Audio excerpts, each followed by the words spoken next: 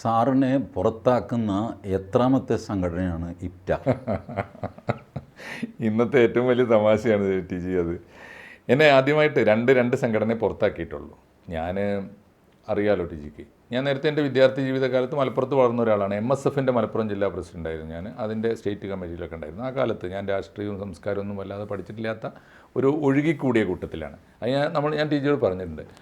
അത് കഴിഞ്ഞിട്ടാണ് ഞാൻ പിന്നെ കുറേ കൂടി വായിക്കാനും പഠിക്കാനും. ഞാൻ ജേർണലിസ്റ്റായിട്ട് ചന്ദ്രികയിൽ സബ് എഡിറ്ററായി വന്ന കാലത്താണ് ചരിത്രം, സംസ്കാരം തുടങ്ങിയ സംഗതികൾ വായിച്ചും പഠിച്ചും നല്ല ബേസില്ലാതെ ജേർണലിസ്റ്റ് ആകാൻ പറ്റില്ല എന്ന് തുടങ്ങി. അങ്ങനെയാണ് തുടങ്ങിയത്. അപ്പോൾ അതിൽ നിന്നാണ് ഞാൻ പതുക്കെ എൻ്റെ ഒരു ആകാശം വിസ്തൃതമായത്. ഞാൻ ചന്ദ്രികയിൽ നിന്ന് രാജിവെച്ച് പോകുന്നതൊക്കെ. അത് കഴിഞ്ഞിട്ട് ഞാൻ പുക്കാസയിലാണ് ഉണ്ടായിരുന്നത്. എന്നുവെച്ചാൽ എനിക്ക് ഏതാണ്ട് ഇങ്ങനെ ഇടതുപക്ഷ രാഷ്ട്രീയത്തോട് ഒരു സെക്കുലർ പക്ഷത്തേക്ക്. അന്ന് പുക്കാസയുടെ തലപ്പത്ത് ആരാ? പുക്കാസയുടെ തലപ്പത്ത് വിജയൻ മാഷ, MN വിജയൻ മാഷാണ് ആദ്യം. വിജയൻ മാഷയ്ക്ക് ശേഷം പിന്നെ കടമനിട്ടെ. അങ്ങനെ അവർ രണ്ടുപേരുള്ള കാലത്ത് ആണ് ഞാൻ പുക്കാസയിലുണ്ടായിരുന്നത്.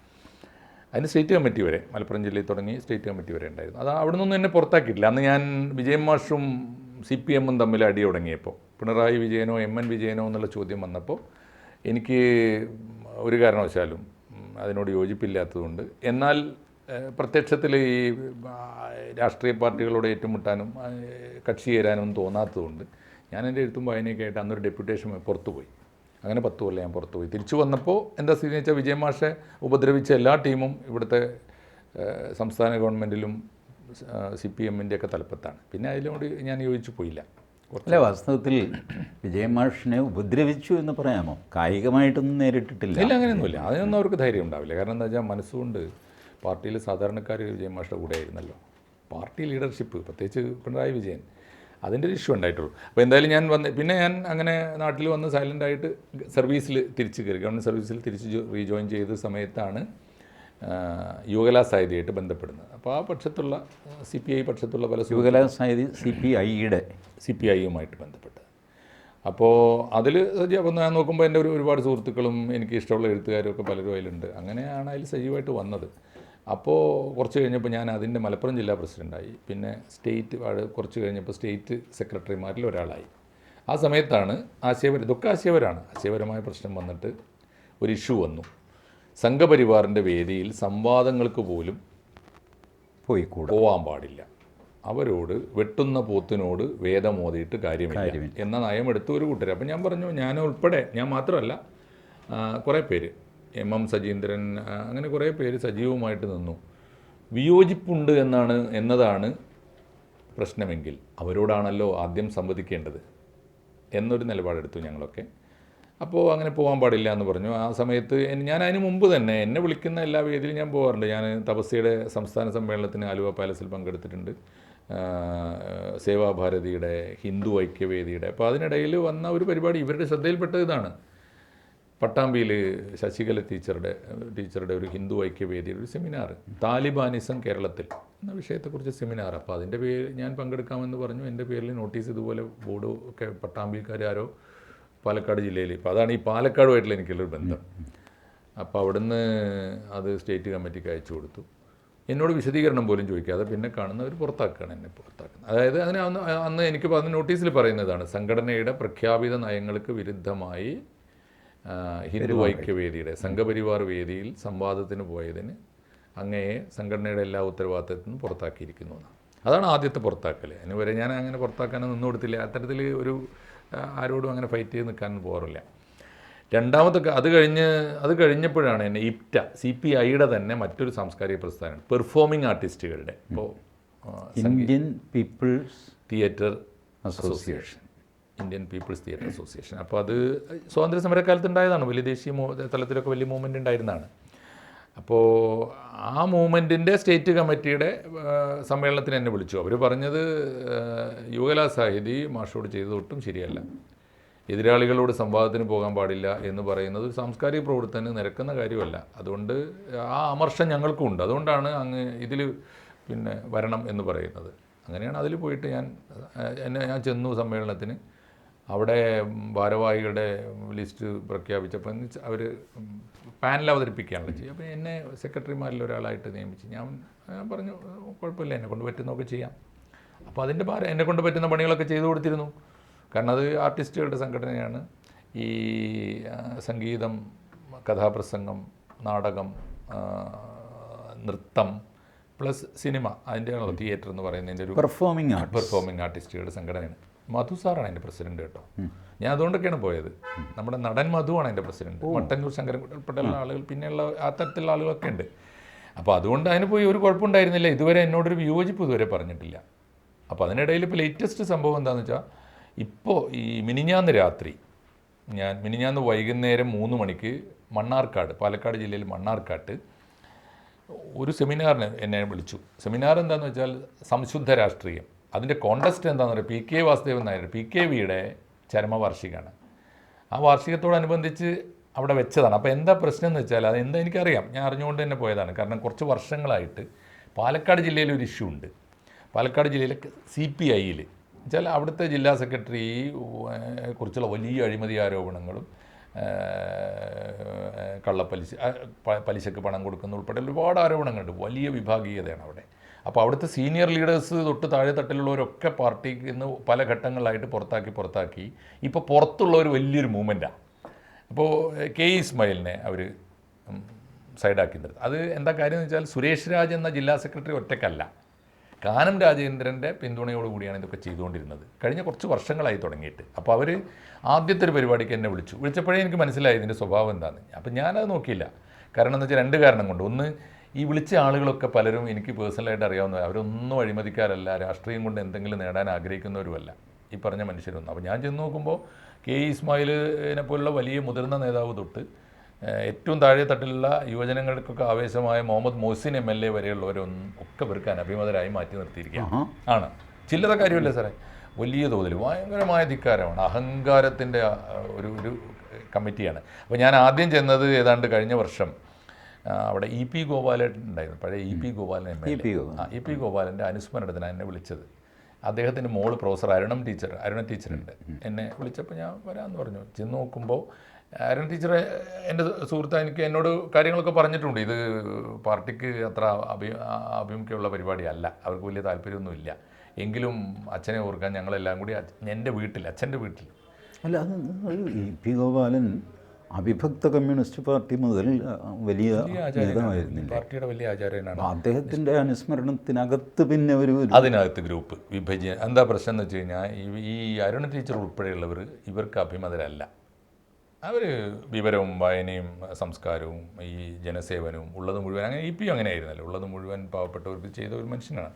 അപ്പോൾ അദ്ദേഹത്തിൻ്റെ അനുസ്മരണത്തിന് ചെന്നപ്പോൾ കണ്ടത് ആ വീട്ടുവളപ്പിൽ 100 കണക്കിന് ആളുകൾ. ഞാൻ തന്നെ കണക്കൂട്ടിയപ്പോൾ 100-500ഓളം ആളുകൾ ആ വീട്ടുവളപ്പ് മുഴുവനുണ്ട്. അതിൽ K. ഇസ്മായിലുണ്ട്, മുഹമ്മദ് മൊഹ്സിൻ ഉണ്ട്, എല്ലാ ആളുകളും ഉണ്ട്. പക്ഷേ അവിടുത്തെ പാർട്ടി ഔദ്യോഗിക ജില്ലാ കമ്മിറ്റി മാത്രമില്ല. അതാണ് ഞാൻ ആദ്യം ചെല്ലുന്നത്. അപ്പോൾ അത് കഴിഞ്ഞ് നോക്കുമ്പോൾ ഞാൻ പരിപാടിയൊക്കെ കഴിഞ്ഞൊരു 1 ഡേ പ്രോഗ്രാമാണ്. തിരിച്ച് കഴിഞ്ഞ് പോരുമ്പോൾ കൊപ്പം എന്ന് പറയും ഇദ്ദേഹത്തെ, ആ അങ്ങാടി ടൗണിൻ്റെ അതാ, ആ കൊപ്പത്ത് അങ്ങാടിയിൽ ഒരു ചെറിയ പന്തലിട്ടിട്ട് ഔദ്യോഗിക പക്ഷത്തിൻ്റെ പരിപാടി നടക്കുന്നുണ്ട്. അതിൽ 50 പേര് 60 പേരുണ്ട്. അപ്പോൾ എന്നോട് അന്ന് രാത്രി പാർട്ടിയുടെ ലീഡർ ചിലർ വിളിച്ച് ചോദിച്ചു, മാഷ് എന്തിനാണ് അവിടെ പോയത്? അപ്പോൾ ഞാൻ പറഞ്ഞു, EPയുടെ അനുസ്മരണത്തിന് പോയതാണ്. അല്ല, അത് വിമത പരിപാടിയാണ്. അപ്പോൾ ഞാൻ ചോദിച്ചു, ഈ 500 പേരുള്ളത് വിമത പരിപാടിയും 50 പേരുള്ളത് ഔദ്യോഗിക പരിപാടിയും ആയാൽ എന്തോ കുഴപ്പമുണ്ടെന്നുള്ള അതിൻ്റെ അർത്ഥം. അതുകൊണ്ട് ഞാൻ എന്തായാലും ഇനിയിപ്പോൾ എനിക്ക് അറിയാവുന്നവരാണ് ഈ വിളിച്ചു വരുന്നത്. അവരൊന്നും കുഴപ്പക്കാരല്ല, സത്യസന്ധരായ മനുഷ്യരാണ്, നിഷ്കളങ്കരായ രാഷ്ട്രീയ പ്രവർത്തകരാണ്. അവർ വിളിച്ചാൽ ഇനിയും പോകുന്നവർ, ആ ഒരു ചുരുക്കം അവിടെ ഇരിക്കുന്നുണ്ട്. അത് കഴിഞ്ഞിട്ട് അവിടെ ഈ പൗരത്വ ബില്ലിനെ കുറിച്ചൊരു ചർച്ച വെച്ചു. ഇതേ ടീമാണ് വെക്കുന്നത് എനിക്കറിയാം. അവർ CPIക്ക് എതിരല്ല, ഞങ്ങളാണ് CPI എന്ന് അവകാശപ്പെടുന്നവരാണ്. അതാണ് അവരുടെ പ്രശ്നം. അവരെയാണ് ഇവർ പുറത്താക്കിയിരിക്കുന്നത്. അപ്പോൾ രണ്ടാമത് ആ പൗരത്വ ബില്ലിൻ്റെ ചർച്ചയ്ക്ക് പോയി. അന്നും എനിക്ക് വിളി വന്നു. ഞാൻ പറഞ്ഞു, ഞാൻ ഏറ്റിട്ടുണ്ട്. മണികണ്ഠനെ പോലുള്ള വളരെ നിഷ്കളങ്കരായ സഖാക്കളാണ്. അതായത് ഈ അവിടുത്തെ ആദിവാസികളെയൊക്കെ സംഘടിപ്പിച്ച് അവർക്ക് വീടും കുടിയും ഒക്കെ ഉണ്ടാക്കി കൊടുത്ത്, അത് നോക്കുമ്പോൾ വലിയ ആവേശമാണ് അത്തരത്തിലുള്ള മണികണ്ഠനോട്. മണികണ്ഠൻ അവരൊക്കെ വിളിച്ചിട്ടാണ് പോയത്. മണികണ്ഠൻ, ഒരു അബ്ദുറഹിമാൻ, ഒരു ടീമുണ്ട്. അത് രണ്ടാമത്തെ പരിപാടി. മൂന്നാമത്തെ പരിപാടിയാണ് ഈ കഴിഞ്ഞ ആഴ്ച. PKV അനുസ്മരണമാണ്.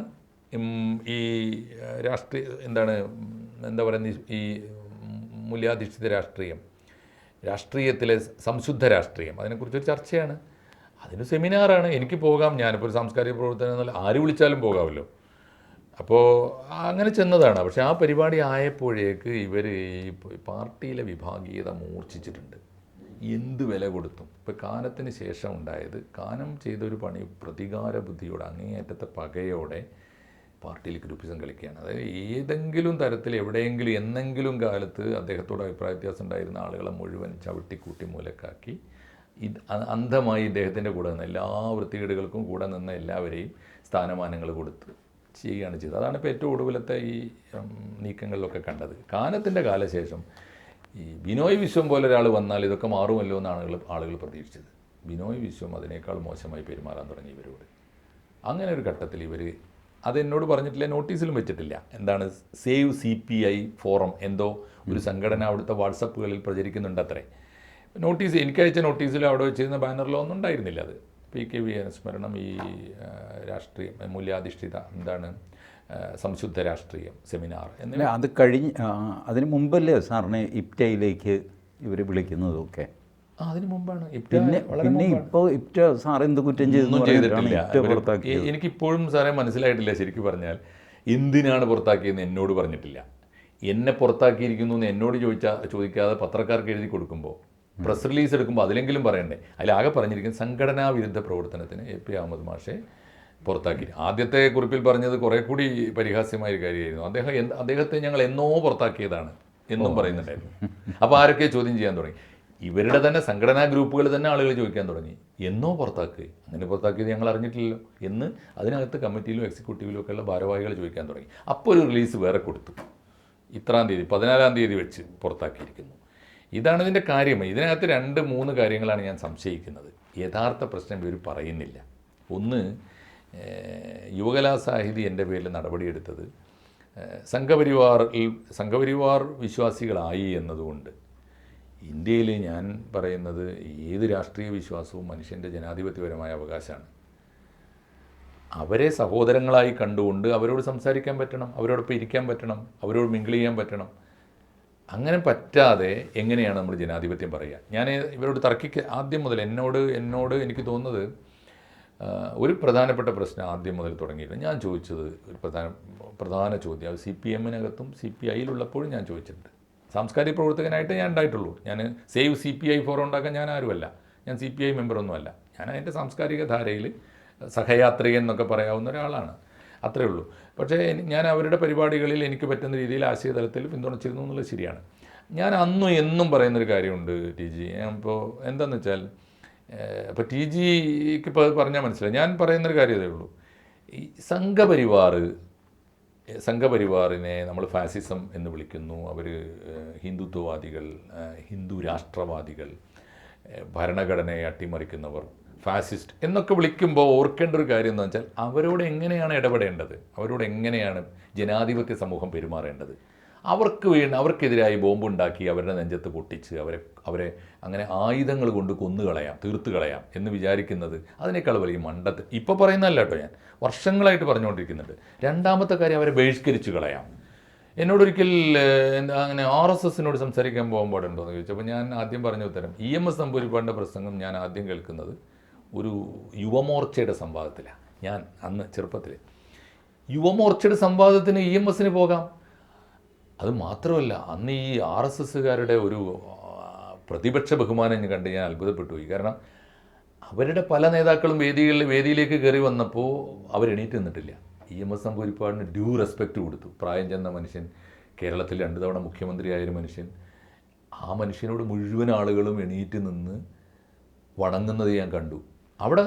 പക്ഷേ ആ ഒരു ഏർപ്പാട് എവിടെ വെച്ചാണ് സാർ നിന്ന് പോയതെന്ന് എനിക്ക് മനസ്സിലാവണില്ല. ഞാൻ വർഷങ്ങൾക്ക് മുമ്പ് കായംകുളത്ത് SIOയുടെ ഒരു സമ്മേളനം, അതിൽ പങ്കെടുക്കേണ്ടിയിരുന്നത് P. പരമേശ്വരജി. അപ്പോൾ അവർ ക്ഷണിച്ചു, അവരുടെ മനസ്സിൽ പരമേശ്വരജി വരണമെന്നാണ്. പരമേശ്വരജി പറഞ്ഞു, ആ സമയത്ത് ഞാൻ സ്ഥലത്തില്ല, നിങ്ങൾക്ക് വിരോധമില്ലെങ്കിൽ ഞാൻ മോഹൻദാസിനെ അയക്കാം. അപ്പോൾ അന്ന് വിചാരകേന്ദ്രത്തിൻ്റെ ഞാൻ ജനറൽ സെക്രട്ടറിയോ അങ്ങനെ എന്തോ ഒരു സ്ഥാനവും എനിക്കുണ്ട്. അപ്പോൾ അയാൾ ചെറുപ്പക്കാരനാണ്, എന്നെപ്പോലെയല്ല, വളരെ ഷാർപ്പായിട്ടൊക്കെ സംസാരിക്കും, ആവേശം ഒക്കെയുള്ള ആളാണ്. അപ്പോൾ അവർ പറഞ്ഞു, വെൽക്കം, ഒരു കുഴപ്പമില്ല പരമേശ്വരജി വന്നോട്ടെ. ഞാൻ കായംകുളത്ത് ചെന്നു. ഞാൻ പ്രതീക്ഷിക്കാത്ത സ്വീകരണമായിരുന്നു. സുജനമര്യാദ എന്ന് പറയുമല്ലോ, കുടിക്കാൻ വെള്ളം, അത് ചായ, എന്തെങ്കിലും കഴിക്കണമെന്നൊക്കെ ചോദിച്ചു. 6000 പേരുണ്ട്, 6000 ഉണ്ടാവും. സംസാരിക്കാൻ ഞാനുണ്ട്, ഒ അബ്ദുറഹ്മാനുണ്ട്, ജി സുധാകരനുണ്ട്. CPM CPMലെ ഞങ്ങൾ 3 പേരും സംസാരിച്ചു. ഞാൻ ഖുറാനെ നിശിതമായിട്ട് വിമർശിച്ചു. ചാപ്റ്റർ ആൻഡ് വേഴ്സ് എടുത്തിട്ട് ഇതാണ് ഈ ടെൻഷന് മുഴുവൻ കാരണം. നിശബ്ദമായിട്ട് ഈ 6000 പേരിരുന്ന് കേട്ടു. ഒരു പ്രതിഷേധ സ്വരം ഉണ്ടായില്ല, ഒന്നും ഉണ്ടായില്ല. ഞാൻ ഖുറാനെ വിമർശിച്ചു, സ്വാഭാവികമായിട്ട് മുഹമ്മദ് നബിയെ വിമർശിച്ചു. തീർച്ചയായിട്ടും അതിനുള്ള അവകാശമുണ്ടല്ലോ. അക്ഷോഭ്യരായിട്ടിരുന്നു. ഇത് കഴിഞ്ഞപ്പോൾ സംസ്കാര സമ്പന്നമായിട്ട് ഒ അബ്ദുറഹ്മാൻ എനിക്ക് മറുപടി പറഞ്ഞു. ആ മറുപടിയിൽ ഒരുപാട് പഴുതുകളൊക്കെ ഉണ്ടായിരുന്നു. ഇത് കഴിഞ്ഞാണ് രസം. ഒ അബ്ദുറഹ്മാൻ എന്നോട് ചോദിച്ചു, മോഹൻദാസിന് കൂട്ടിച്ചേർക്കാൻ വല്ലതും ഉണ്ടോ? ഉണ്ടെങ്കിൽ വീണ്ടും പ്രസംഗിക്കാം. ഇതിനിടയ്ക്ക് സുധാകരൻ ആരെയും നോക്കാതെ CPM ലൈനിൽ ഇസ്ലാമിനെ നോക്കാതെ ആരെയും നോക്കിയാൽ പുള്ളിയുടെ. അപ്പോൾ എന്നോട് ചോദിച്ചു, വേണമെങ്കിൽ ലാസ്റ്റ് വേർഡ് മോഹൻദാസിനാകാം, കാരണം ഞങ്ങളുടെ വേദിയിൽ വന്നിട്ട് അവസാനത്തെ പ്രസംഗം ഞങ്ങളുടേതാകുക, അങ്ങനെ അവസാനം പ്രസംഗിച്ച് ജയിച്ചു എന്ന് വരുത്തുക, അങ്ങനെ ഒന്നും ഞങ്ങൾക്ക് ഉദ്ദേശമില്ല. എനിക്ക് മറുപടി പറയാൻ മോഹൻദാസിനുണ്ടെങ്കിൽ മോഹൻദാസ് സംസാരിച്ചോളൂ, അത് കഴിഞ്ഞ് നമ്മൾ യോഗം ക്ലോസ് ചെയ്യും. ഞാൻ പറഞ്ഞു. അപ്പോൾ അന്ന് അദ്ദേഹം മാധ്യമത്തിൻ്റെ ചീഫ് എഡിറ്ററാണ് ഒ അബ്ദുറഹ്മാൻ. ഞാൻ പറഞ്ഞു, എനിക്കൊന്നും പറയാനില്ല സർ, പറയാനൊക്കെ ഉണ്ട്, ബട്ട് ഇതിങ്ങനെ നമ്മൾ മറുപടി പറയും തിരിച്ചു പറയുകയൊക്കെ ചെയ്യേണ്ട കാര്യമില്ല. ഇതിപ്പോൾ 10,000 പേര് കേട്ട് കഴിഞ്ഞു. അവരുടെ മനസ്സിൽ എന്തൊക്കെയാണോ സ്വരൂപിക്കുന്നത് അങ്ങനെ ആയിക്കോട്ടെ, നമുക്കിനിയും കാണാമല്ലോ. ഈ വേദിയിൽ തന്നെ വെച്ച് മറുപടി പറഞ്ഞ് അടങ്ങുള്ളൂ, അങ്ങനെ ഒരു വാശി എനിക്കില്ല. പിന്നീടാണ് ഞാൻ മനസ്സിലാക്കുന്നത് ഇദ്ദേഹം ചോദിച്ചത് എന്താണെന്ന് വെച്ചാൽ, ഈ പരമേശ്വർ ഈ പറഞ്ഞല്ലോ അയാൾ ചെറുപ്പമാണ്, നല്ല ഫൈറ്ററാണ് എന്നൊക്കെ. അപ്പോൾ ഇങ്ങനെ ഫൈറ്ററായിട്ടുള്ള ഒരാളിന് അവകാശം നിഷേധിച്ചു എന്ന് തോന്നുന്നത് ശരിയല്ല. ഞാൻ പോയി പരമേശ്വരോട് പറയും, പരമേശ്വർ ഇങ്ങനെയാണ്, അവർ പ്രസംഗിച്ചു, അവർ ക്ലോസ് ചെയ്തു, എനിക്ക് റിപ്ലൈ കൊടുക്കാൻ സമയം കിട്ടിയില്ല, തന്നില്ല എന്നൊക്കെ പറയരുതല്ല. അത്ര സുജനമര്യാദ കാണിച്ചു SIO. ഇതിന് ശേഷം കോഴിക്കോട് വീണ്ടും അവരെന്നെ വിളിച്ചു. അത് SIOയുടെ ചെറിയ സമ്മേളനം, ഒരു ഹോൾ മീറ്റിംഗ്. അന്ന് ഞാൻ പ്രസംഗിച്ചത് എന്താണെന്ന് സാറിന് അറിയാമോ? SIO പിരിച്ചുവിടണം, അവരുടെ മുമ്പിൽ SIO പിരിച്ചുവിടണം. കാരണം ഞാൻ വിദ്യാർത്ഥി സംഘടനകൾക്കെതിരാണ്. ഇപ്പോൾ ABVP അടക്കം സകല സംഘടനകളും സാമൂഹ്യ വിരുദ്ധരുടെ താവളമായിട്ട് മാറുന്നു. ഇനി ഈ സംഘടനകൾക്ക് പ്രസക്തിയില്ല, പ്രത്യേകിച്ച് ഒരു അവകാശവും നിങ്ങൾക്ക് നേടാനില്ല. പഠിക്കുക, പാസ്സായി. ഇത് ഒരു 1991-92 ആ സമയത്തായിരിക്കണം എന്നുണ്ട് ഓർമ്മ. കോഴിക്കോടായിരുന്നു. അവരുടെ മറുപടി എന്തായിരുന്നു അറിയാമോ? എൻ്റെ ഒറ്റ പ്രസംഗം. അവർ പറഞ്ഞു, ഇന്ന് നമ്മൾ മുഖ്യമായിട്ട് ക്ഷണിച്ചത് ശ്രീ TG മോഹൻദാസാണ്. അദ്ദേഹം വന്നു, അദ്ദേഹത്തിൻ്റെ ചിന്തകൾ നമ്മുടെ മുമ്പിൽ അവതരിപ്പിച്ചു, അദ്ദേഹത്തിന് നന്ദി, ഈ യോഗം ഇവിടെ അവസാനിക്കുകയാണ്. ശരി, അത്രയുണ്ടായിരുന്നു ഒരു സെഷൻ. അതിൽ പ്രസംഗിക്കുന്നത് ഞാൻ. അതോടെ ആ സെഷൻ കഴിഞ്ഞു. എനിക്ക് മറുപടി തരാനോ ബഹളം ഒന്നുമില്ല. ഇത് കഴിഞ്ഞപ്പോൾ സമൃദ്ധമായ ഭക്ഷണവും ചായയും കാപ്പിയും ഒരുപാട് ഐറ്റംസ്. എന്നോട് പറഞ്ഞു, സാറിന് എന്താ വേണ്ടതെന്ന് വെച്ചാൽ എടുത്തോളൂ. ഞാൻ 1-2 ഐറ്റം ആവശ്യമുള്ളത് എടുത്തു, കഴിച്ചു. സന്തോഷമായിട്ട് അവരുടെ സംഘടന പിരിച്ചുവിടണമെന്ന് അവരുടെ മുഖത്ത് നോക്കി ഞാൻ പറഞ്ഞിട്ട് അവർ പഴംപൊരി, പരിപ്പോടെ, എനിക്കറിയില്ല, ഒരുപാട് വിഭവങ്ങൾ. അതാണ് സംവാദം. അത് ഇവർക്ക് അതല്ല എനിക്ക് മനസ്സിലാവുന്നത്. പിന്നീട് അത് എവിടെ പോയി? ഈ അവർക്കും നഷ്ടപ്പെട്ടു, ഈ ഇപ്പുറത്തും നഷ്ടപ്പെട്ടു, ഒക്കെ നഷ്ടപ്പെട്ടു. വലിയൊരു അപകടമാണത്. ഇതാണ് സാർ ഈ ഒപ്പണൻ്റ് ആണല്ലോ. ഇപ്പം ഞാൻ പറയുന്നതോ TG നമ്മൾ തമ്മിൽ എന്ത് വിഷയത്തെക്കുറിച്ച് സംസാരിച്ചാലും ഇത് കേൾക്കുന്നവന് അവൻ്റെ നിലപാടല്ലേ എത്തുക.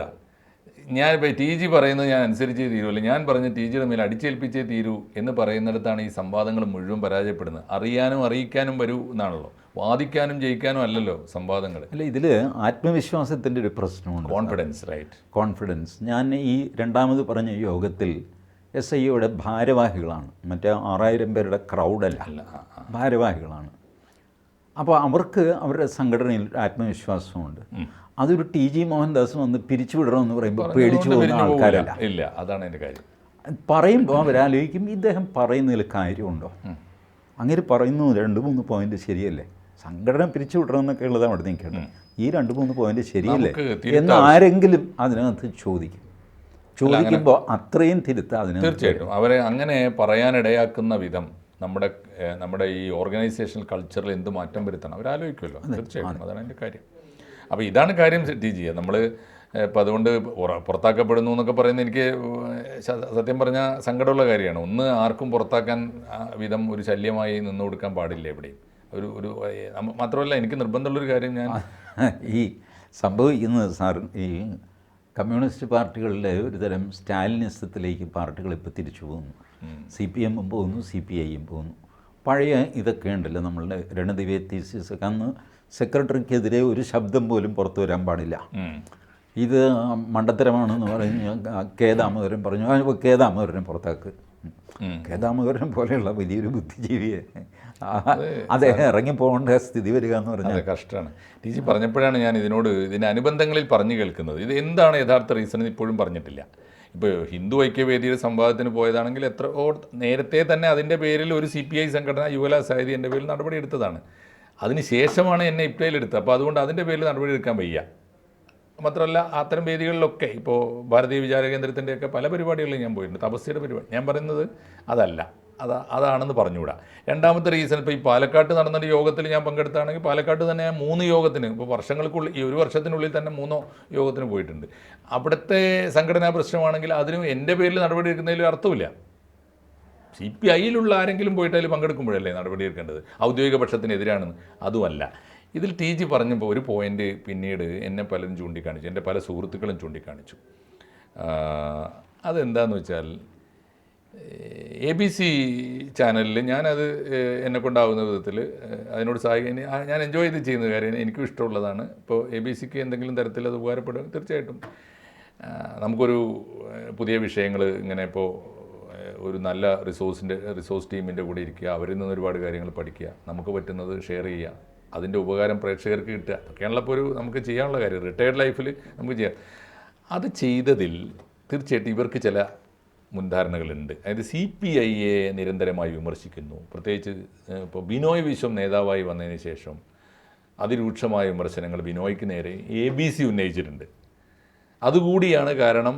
അതുകൊണ്ടാണ് നേതൃത്വം കടുത്ത നടപടിയിലേക്കൊക്കെ പെട്ടെന്നൊരു കാരണമില്ലാതെ വന്നതെന്നും പറയുന്നുണ്ട്. അങ്ങനെയാണെങ്കിൽ ഏത് കാലത്താണ് ഇപ്പോഴും സ്റ്റാലിനിസ്റ്റ് എന്നൊക്കെ പറയുന്ന പോലെ ഈ ഏത് കാലത്തേക്കാണ് ഇവർ പോകുന്നത് എന്ന് പരസ്പരം ആലോചിക്കേണ്ടതാണ്. അതാണോ റീസൺ എന്ന് അറിഞ്ഞൂടാ. അപ്പോഴും റിസർവ്ഡ് ആണ് അവർ പറയുന്നത്. അതും കാരണങ്ങളിൽ ഒന്നാമാണ് സാർ ഈ പറഞ്ഞത്. കാരണം ഈ ഒരു ഇൻസെക്യൂരിറ്റി ബാധിച്ച ആത്മവിശ്വാസമില്ലാത്ത നേതൃത്വമാകുമ്പോൾ എല്ലാത്തിനും ഇങ്ങനെ സംശയം, ABCയിൽ ഇങ്ങനെ പറഞ്ഞു, CDയിൽ അങ്ങനെ പറഞ്ഞു, DEFൽ ഇങ്ങനെ പറഞ്ഞു എന്നൊക്കെ പറഞ്ഞിട്ട് ഉറക്കം നഷ്ടപ്പെടും.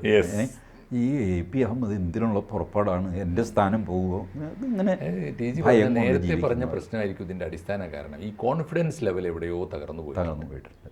ഇതാണ് തോന്നുന്നു കേരളത്തിലെ കമ്മ്യൂണിസ്റ്റുകാർക്ക് ഇപ്പോൾ പറ്റുന്നത്. അത് പോയാൽ കഴിഞ്ഞല്ലോ.